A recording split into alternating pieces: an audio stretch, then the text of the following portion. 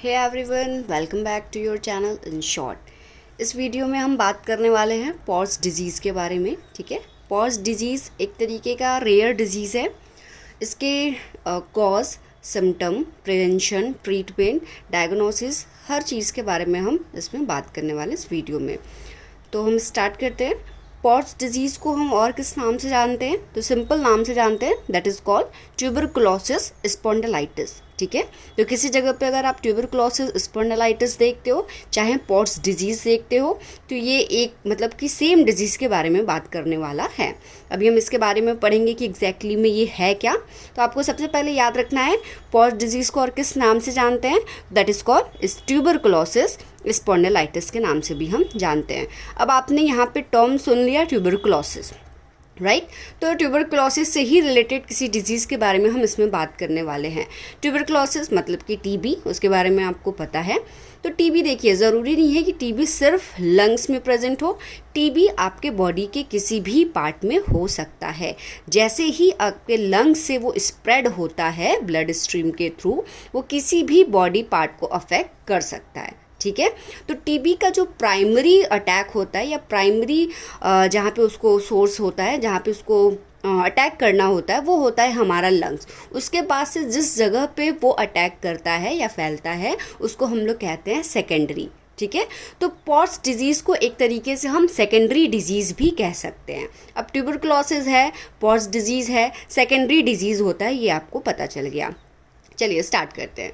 This was first discovered by Percival pots, जो scientist का नाम है जिन्होंने पॉट्स डिजीज़ को खोज किया, जिन्होंने पॉट्स डिजीज़ के बारे में पता लगाया, उसके बारे में बताया, उस साइंटिस्ट का नाम है हमारा पर्सिवल पॉट्स। इन्हीं के नाम पे हमने डिजीज़ का नाम रखा pots disease. It is tuberculosis of the spine. ठीक है, ये कहाँ का ट्यूबरकुलोसिस है? तो ये स्पाइन के ट्यूबरकुलोसिस को हम लोग क्या कहते हैं? Pots disease. मतलब सिंपली आपको ट्यूबरकुलोसिस के बारे में सब कुछ पता है। वही ट्यूबरकुलोसिस अगर स्पाइन के एरिया को अफेक्ट करता है तो वो डिजीज़ किस नाम में बदल जाता है? That is called pots disease. समझ में आ गया ये बात? Usually due to hematogenous spread from other side of in the lungs. Hematogenous spread क्या कहता है? कि ब्लड का स्प्रेड होना, ब्लड का एक जगह से दूसरी जगह जाना। अब ब्लड भाई एक जगह से दूसरी जगह तो जाता ही है, तो जब इन्फेक्टेड ब्लड आपका स्प्रेड होने लगे अदर पार्ट में, ट्यूबरकुलोसिस, मान लीजिए किसी व्यक्ति को ट्यूबरकुलोसिस हुआ है, लंग्स में हुआ है, अब वो स्प्रेड कर रहा है थ्रू ब्लड। ठीक है, हिमेटोजीनियस स्प्रेड का मतलब यही होता है कि ब्लड का स्प्रेड होना थ्रू ब्लड, और अगर वो स्पाइन को अटैक कर रहा है तो that disease is known as Pott's disease. तो एक सिंपल सा आपका डेफिनेशन है कि it is a tuberculosis of the spine. Spine के ट्यूबरकुलोसिस को हम लोग क्या कहते हैं? पॉट्स डिजीज़ कहते हैं। ज़्यादातर जो अफेक्ट होने वाला पार्ट है ट्यूबरकुलोसिस से, मतलब कि स्पाइनल डिजीज से, वो होता है हमारा the lower thoracic and the upper lumbar vertebrae area. तो आपने अगर अपना स्पाइनल कॉर्ड का एनाटॉमी पढ़ा है, पूरा वर्टिब्रल कॉलम का एनाटॉमी पढ़ा है, तो आपको पता है कि हमारे पूरे मतलब स्पाइनल कॉर्ड में किस तरीके से आपकी जो वर्टिब्रीज हैं वो अरेंज्ड है। लास्ट में हम इसमें फ़ोटोज़ डालेंगे, उसके ऊपर भी बात करेंगे।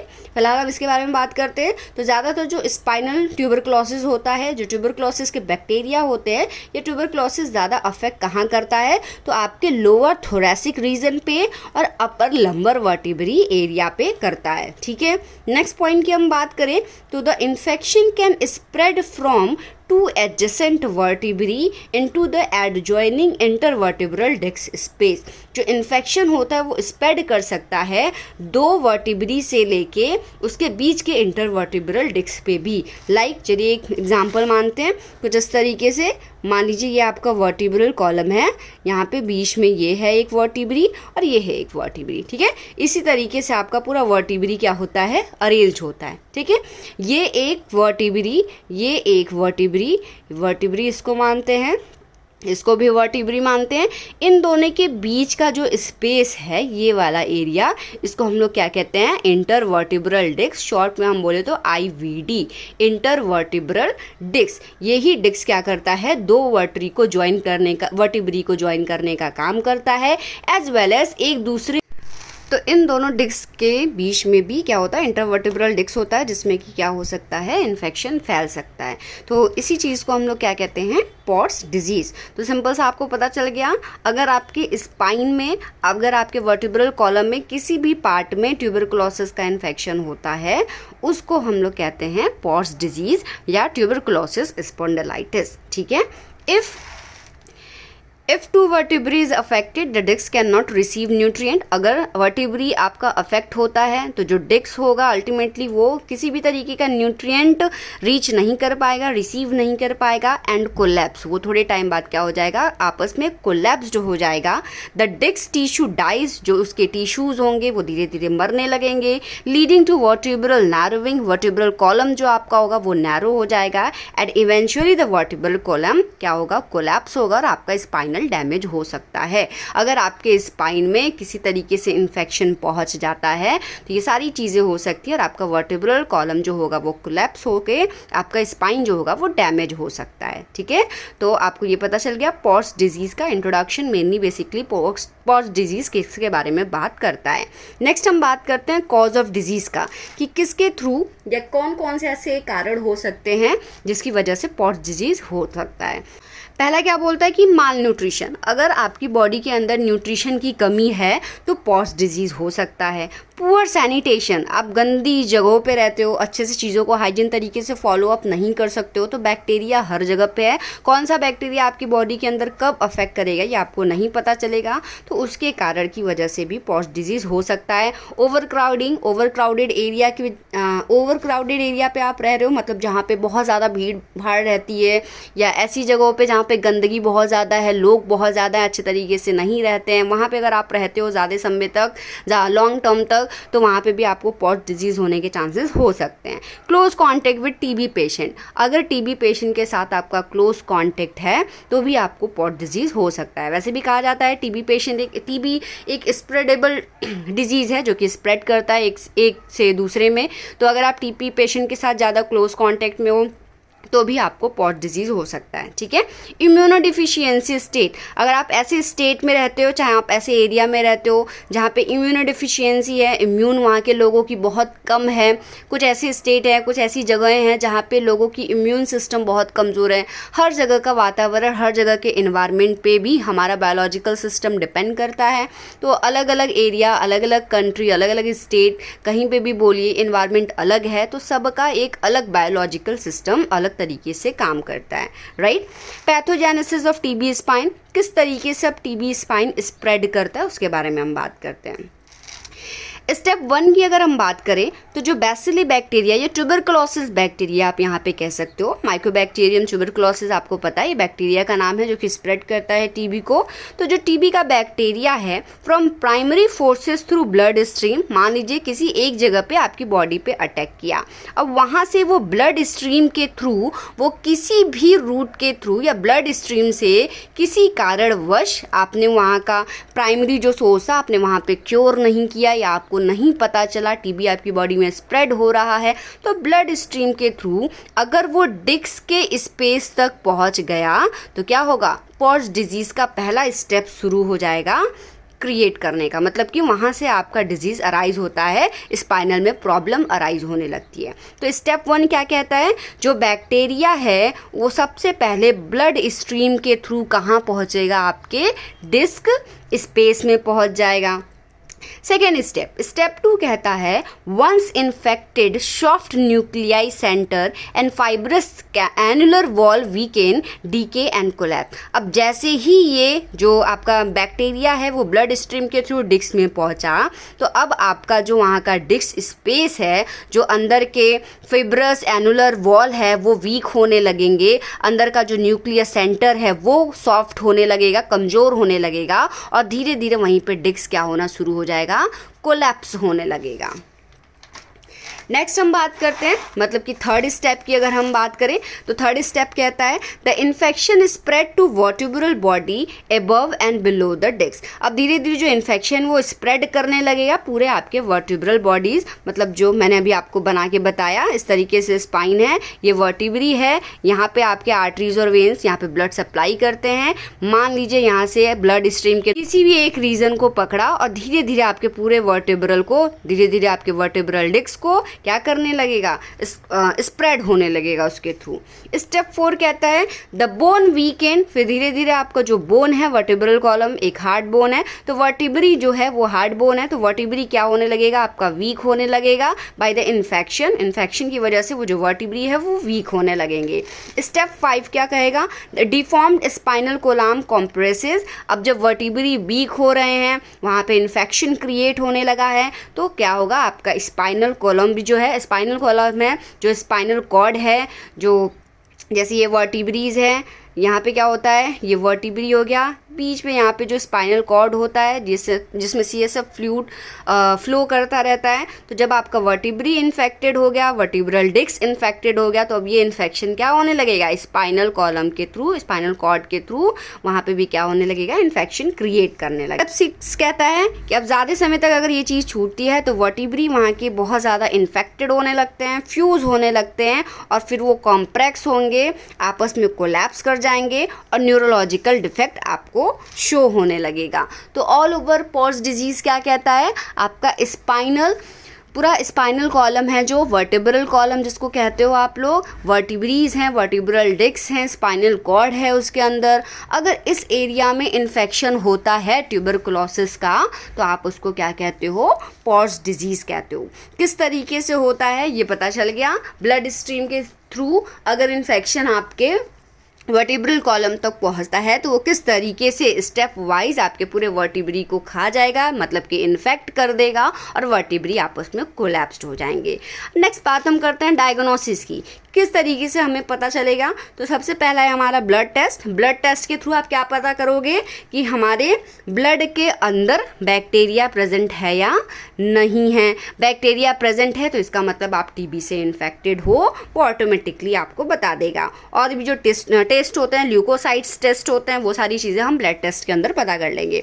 Tuberculin skin test, tuberculin skin test एक तरीके का सबसे फेमस TB टेस्ट है जिसको हम लोग TB टेस्ट कहते हैं या मॉन्टॉक्स टेस्ट के नाम से भी जानते हैं। मॉन्टॉक्स टेस्ट ये एक तरीके का स्पेशलाइज्ड TB टेस्ट है। अगर हम किसी डॉक्टर को लगता है या अगर आप TB से अफेक्टेड हैं, ऐसा हम थोड़ा भी अनुमान लगाया जाता है, तो आपको सबसे पहले ट्यूबरकुलिन टेस्ट के लिए या मॉन्टॉक्स टेस्ट के नाम से जाना जाता है, इस टेस्ट के लिए भेजा जाता है। इसमें ट्यूबरकुलिन एक सबस्टांस होता है, लिक्विड होता है, जो बहुत माइनर से अमाउंट में, मतलब बहुत कम अमाउंट में, ये जाएंगे बहुत ज़्यादा, बहुत कम अमाउंट में आपके स्किन के ऊपर के लेयर पे इंजेक्ट किया जाएगा और वो कुछ तरीके का इन्फेक्शन, जैसे कुछ तरीके के सिम्टम्स को शो करता है, उसके थ्रू पता चलता है कि आपके बॉडी के अंदर माइकोबैक्टीरियम ट्यूबरकुलाई, मतलब कि ट्यूबरकुलोसिस के बैक्टीरिया प्रेजेंट है कि नहीं। मॉन्टॉक्स टेस्ट के बारे में कभी इत्मीनान से हम बात करेंगे।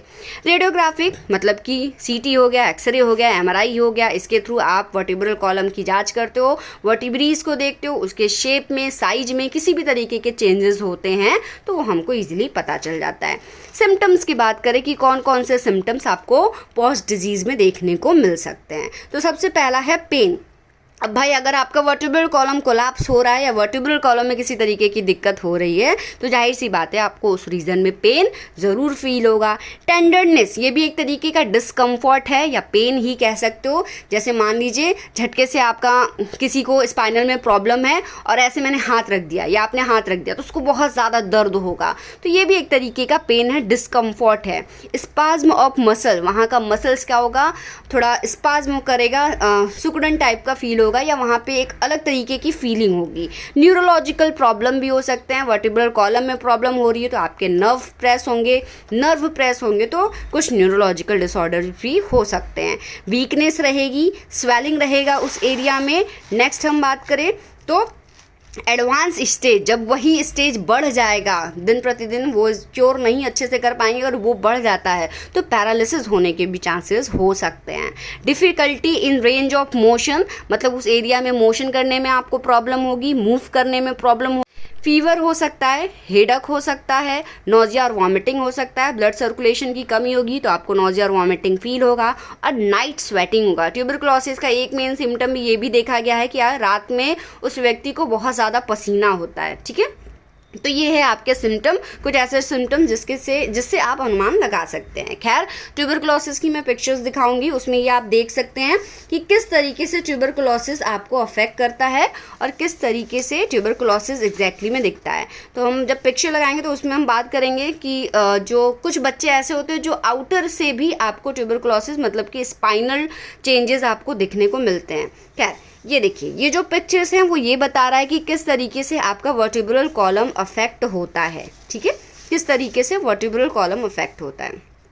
देखिए, ये है आपका वर्टिब्रल डिस्क, ये है वर्टिब्री, इसको हम वर्टिब्री मानते हैं, ये है वर्टिब्री, ये है वर्टिब्री, इन दोनों के बीच को हम क्या कह रहे हैं, डिस्क कह रहे हैं। ठीक है, ये क्या है, डिस्क है। ठीक, ये है आपका वर्टिब्रल कॉलम, ये नर्व्स पास आउट किए हैं। इस तरीके से आपका वर्टिब्रल कॉलम जो है आपका पूरा अरेंज्ड होता है। ठीक है, और यहाँ पे देखिए ये इन्फेक्शन किस तरीके से शो किया है, इसी को हम लोग क्या कह रहे हैं, पॉट्स डिजीज़ कह रहे हैं, कैसे इन्फेक्शन शो होता है।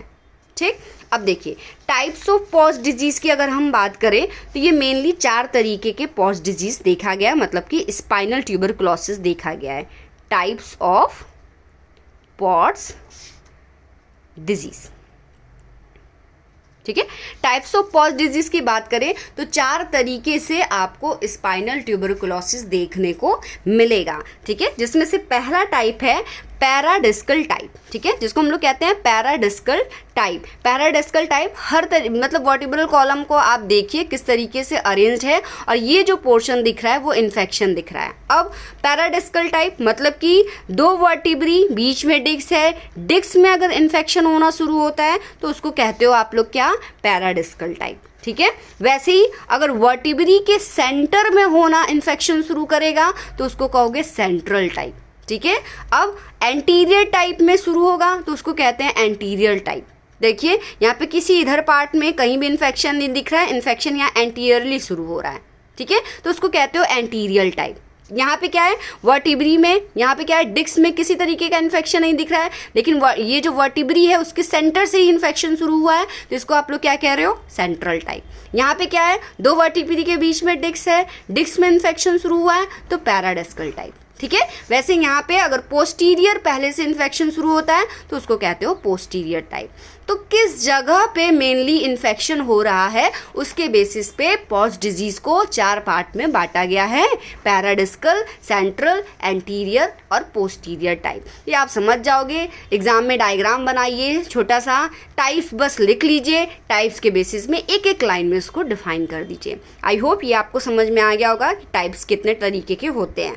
नेक्स्ट अगर हम बात करें तो मैनेजमेंट का है। मैनेजमेंट क्या कहता है, डॉट्स, सिंपल। आप ट्यूबरकुलोसिस के मेडिसिन जो चलते हैं, ट्यूबरकुलोसिस के मेडिकेशन में आप डॉट्स का नाम सुनेंगे। डॉट्स मोस्टली ट्यूबरकुलोसिस के लिए ही यूज ही होता है, चाहे वो ट्यूबरकुलोसिस कहीं का भी हो। तो डॉट्स का मतलब होता है directly observe treatment short listed. इसमें क्या होता है, जो भी ट्यूबरकुलोसिस पेशेंट होते हैं वो ट्रीटमेंट वो ऑब्जर्व ट्रीटमेंट के थ्रू रखे जाते हैं। जैसे जो 6 महीने, 9 महीने, 12 महीने का कोर्स होता है उनको अच्छे से पूरा करना रहता है, तो उसी को कहते हैं हम लोग डॉट्स। तो मेडिकेशन प्रॉपरली चलती है, मेडिकेशन हो गया, अच्छे से मेडिकेशन लेना, क्लीन इन्वायरमेंट में रहना, इन्वायरमेंट जो उनका है वो अच्छा क्लीन साफ़ सुथरा रहे, हाइजीन रूटीन को फॉलो करें, अवॉइड क्राउडेड एरिया जो है उसको अवॉइड करें। जिनको ये पॉट्स डिजीज़ हो चुका है उनके लिए ये चीज़ें हैं, हालांकि उनके लिए भी हैं भाई। अगर आप ठीक ठाक है तो इसका मतलब ये थोड़ी है कि अनहाइजीन रूटीन को फॉलो करेंगे, आप हाइजीन ही रूटीन को फॉलो करेंगे। यार मैनेजमेंट में ये सारी चीज़ें आती हैं। ट्रीटमेंट में अगर बात करें तो ट्रीटमेंट में मेडिकेशन हो गया और आपका सर्जरी हो गया। ठीक है, सर्जरी जिस तरीके से जहाँ पे भी आपका इन्फेक्शन फैला हो उस इन्फेक्शन को पूरी तरीके से क्योर करना। अगर वर्टिब्रल डिस्क बहुत ज़्यादा कोलैप्स हो चुका है तो उसको सर्जरी के थ्रू क्या करना, वहाँ पे प्लेटिंग सिस्टम देना, वर्टिब्रल को सही से स्टैंड करना। तो ये सारा हमारा सर्जरी के ट्रीटमेंट में आ जाता है। तो इस तरीके से हम पॉट्स की सर्जरी करते हैं, इन्फेक्शन को रिमूव करने की कोशिश करते हैं।